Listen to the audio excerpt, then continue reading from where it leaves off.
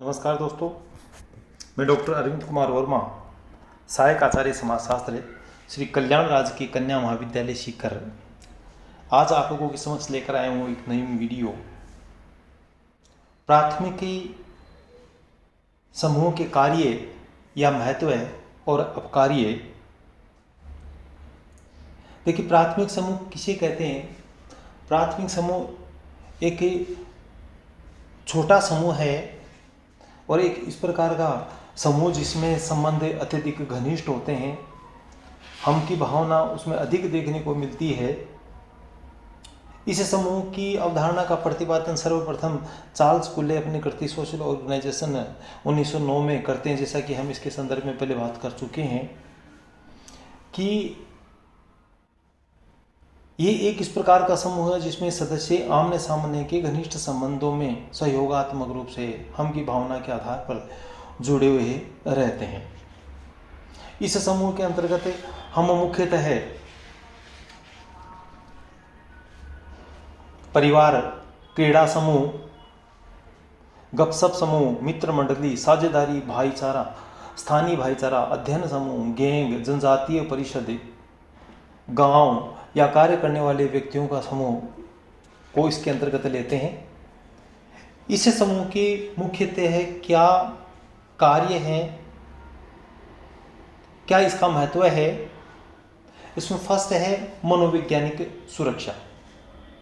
देखिए, प्राथमिक समूह चूंकि एक छोटा समूह है, समूह के सदस्य एक दूसरे को घनिष्ठ रूप में जानते हैं, हमेशा उसे सुख दुख में सहयोग करने का कार्य करते हैं, एक दूसरे की सदैव सहायता करते हैं, हम की भावना से बंधे हुए रहते हैं। ऐसी स्थिति में ये अपने सदस्यों को मनोवैज्ञानिक सुरक्षा प्रदान करने का कार्य करता है। ऐसे समूह का प्रत्येक सदस्य भलीभांति जानता है, अच्छी तरह से जानता है कि संकट के समय उसे इसी समूह में से सहायता मिल सकती है। इस प्रकार व्यक्ति प्राथमिक समूह के माध्यम से अपने व्यक्तित्व में सुरक्षा को एकीकृत कर लेता है। परिवार के साथ में मित्र समूह तथा पड़ोसी एक बालक के व्यक्तित्व के विकास में महत्वपूर्ण योगदान देते हैं।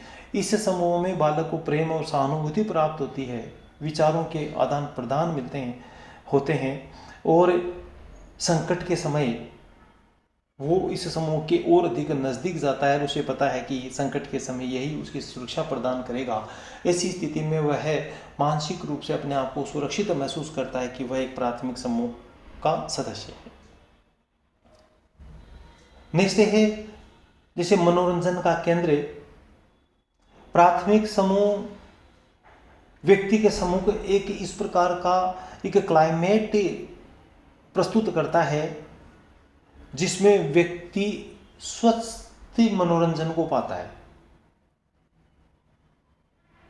परिवार के सभी सदस्य, उस प्ले ग्रुप के सदस्य, गपशप के समूह सदस्य या पड़ोसी सभी आवश्यकता अनुसार एक दूसरे के लिए मनोरंजन का कार्य भी करते हैं।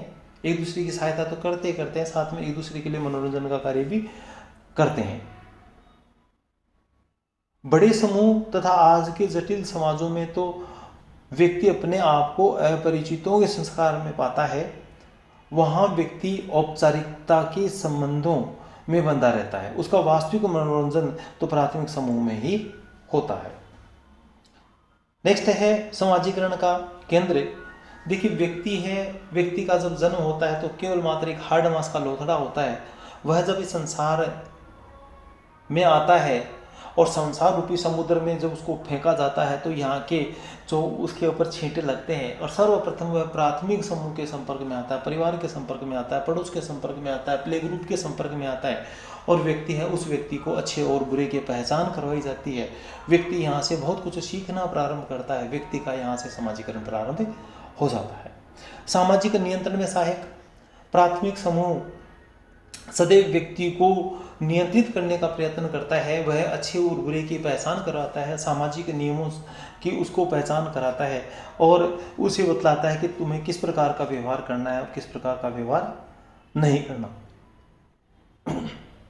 सामाजिक नियंत्रण बनाए रखने की दृष्टि से ये समूह महत्वपूर्ण भूमिका निभाते हैं। व्यक्ति अपने परिवारजनों, मित्रों, साथियों और पड़ोसियों की दृष्टि में सदैव ऊपर उठते हुए रहना चाहता है, कभी भी नीचे गिरना नहीं चाहता।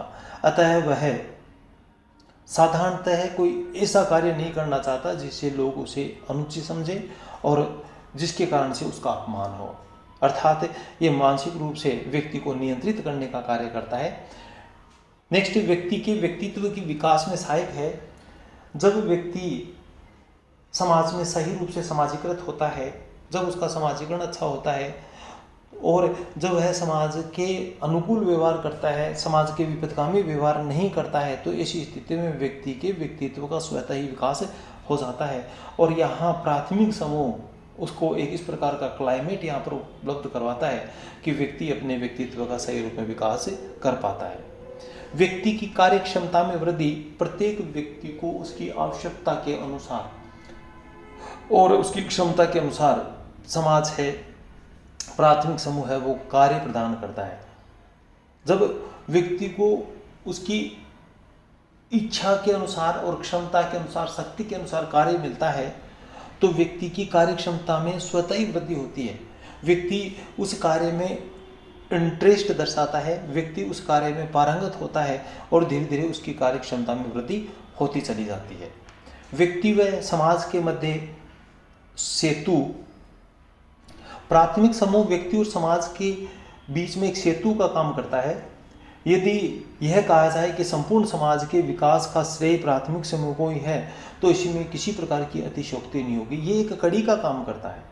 प्राथमिक समूह व्यक्ति की प्रकृति के निर्माण में, उसे समाजीकरण एवं व्यक्तित्व के विकास में महत्वपूर्ण भूमिका निभाते हैं। चार्ल्स फूले का मानना है प्राथमिक समूह व्यक्ति की सामाजिक प्रकृति और आदर्शों का निर्माण करने में मौलिक है। एक है पशु प्रवृत्तियों का मानवीकरण। प्राथमिक समूह अपने सदस्यों की पशु प्रवृत्तियों का मानवीकरण करते हैं। चार्ल्स फूले का मानना है कि पशु प्रवृत्तियों का मानवीकरण ही संभव है, संभवतः सबसे बड़ी सेवा है जो प्राथमिक समूह करते हैं। प्राथमिक समूह के घनिष्ठ तथा आंतरिक दबाव के कारण व्यक्ति की पार्श्विक इच्छाएं जैसे स्वार्थ, लालच, यौन इच्छा, प्रतिशोध आदि स्वतः ही दब जाती है और वह सामूहिक हित के लिए कार्य करने को प्रेरित होता है। एक कार्य है मानसिक संतुष्टि प्रदान करता है। प्राथमिक समूह व्यक्ति को आंतरिक संतोष भी प्रदान करता है। प्राथमिक समूह के सदस्यों में घनिष्ठ संबंध एवं सहयोग पाया जाता है। प्राथमिक समूह के सदस्य एक दूसरे की हेल्प करते हैं, सहयोगात्मक भावना देखने को मिलती है। पारस्परिक वार्तालाप, हंसी मजाक, मनोरंजन, तर्क वितर्क, विचार विनिमय, स्नेह, प्यार, सहयोग, सहानुभूति, त्याग आदि के कारण व्यक्ति को प्राथमिक समूह में मानसिक शांति एवं संतोष की प्राप्ति होती है। सांस्कृतिक स्थानांतरण। प्राथमिक समूह अपने सदस्यों को अपनी संस्कृति की जानकारी प्रदान करता है। सदस्य अपनी संस्कृति से यहाँ पर परिचित होते हैं तथा उस संस्कृति को आत्मसात करते हैं, उसको सीखते हैं समाजीकरण की प्रक्रिया के माध्यम से। और जब एक नवीन संतति, क्योंकि वरिष्ठ व्यक्तियों की मृत्यु हो जाती है और नवीन सदस्य संसार में पदार्पण करते हैं, तो इस स्थिति में जो नए सदस्य संसार में आते हैं उन सदस्यों को समाजीकरण की प्रक्रिया के माध्यम से संस्कृति का स्थानांतरण किया जाता है और वो नवीन सदस्य भी संस्कृति को सीखते हैं। तो इस प्रकार सांस्कृतिक स्थानांतरण देखने को मिलता है। तो सही रूप में देखा जाए तो प्राथमिक समूह एक महत्वपूर्ण भूमिका निभाते हैं और उसके कार्य इस समाज के विकास में एक महत्वपूर्ण योगदान प्रदान करते हैं। प्राथमिक समूह के अपकार्य।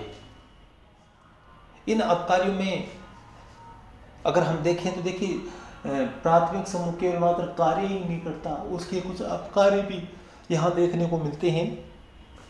जैसे पक्षपात का तात्पर्य भाई भतीजावाद है, यानी कि प्राथमिक समूह के सदस्य अगर किसी सार्वजनिक हित के समक्ष वो सामने आ जाते हैं तो ऐसी स्थिति में स्वतः ही प्राथमिक समूह का सदस्य अपने उस सदस्य की हेल्प करने की कोशिश करता है। जो अप्रत्यक्ष रूप से उसकी हेल्प की जाती है तो ये पक्षपात होगा और इससे समाज है उसके विकास में बाधा उत्पन्न होती है। धन का एकत्रीकरण। प्रत्येक सदस्य है, प्राथमिक समूह का सदस्य है, उसमें धन का एकत्रीकरण या स्वार्थ देखा जा सकता है। वो स्वार्थ के लिए जो है नीचे गिरने के लिए भी तैयार हो जाते हैं अपने समूह के लिए। आर्थिक असमानता में वृद्धि, यहाँ प्राथमिक समूह आर्थिक असमानता भी बढ़ाती है। व्यक्ति में कर्तव्य परायणता के भाव को जागृत करके ही भाई भतीजावाद की प्रवृत्ति पर कुछ नियंत्रण किया जा सकता है। इसके अलावा रूढ़िवादिता प्राथमिक समूह के कुछ नियम होते हैं और वो अपने उन नियमों में किसी भी प्रकार का परिवर्तन नहीं चाहता है। ये रूढ़िवादी प्रवृत्तियां हैं। रूढ़िवादी प्रवृत्तियां होगी तो वह परिवर्तन को कभी भी स्वीकार नहीं करेगी, अर्थात वो सामाजिक परिवर्तन में बाधा उत्पन्न करने का कार्य करेगी। इस प्रकार व्यक्ति के जीवन में प्राथमिक समूह के महत्व को देखते हुए ये अपकार्य या दोषप्राय नगण्य से हैं। यदि इन्हें दूर करने का प्रयत्न किया जाए तो ऐसी स्थिति में प्राथमिक समूह और भी अपनी महत्वपूर्ण भूमिका अदा कर सकते हैं और हमें इन्हें दूर करने का प्रयास निश्चित रूप से करना चाहिए। Thank you.